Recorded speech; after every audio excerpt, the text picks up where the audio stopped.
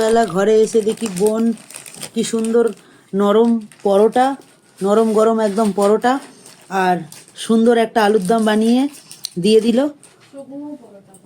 আচ্ছা, এটা শুকনো পরোটা, মা বলছে এটা কোনো তেল ছাড়া, ঠিক আছে, একদম খুব সামান্য অয়েল দিয়েই এটা করা হয়েছে, দেখেই বুঝতে পারছো। তবে রাজুদার পরোটার মতো না, এটা পকেট পরোটা নয়, তবে বেশ গরম আছে। উফ, হেভি গরম আছে। চলো একটুখানি আলুর দমে চুবিয়ে নিয়ে একটুখানি টেস্ট করা যাক। আহা, চলো একটুখানি খাওয়া যাক। দারুণ দারুণ গরম পরোটার আর লাল লাল আলুর দম। চলো আর একটু খাওয়া যাক।